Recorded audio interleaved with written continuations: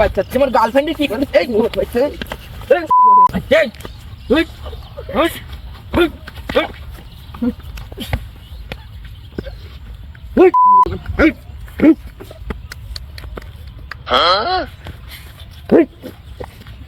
Do it!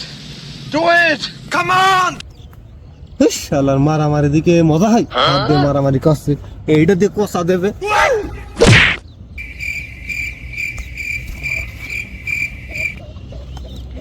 আজকে And his name is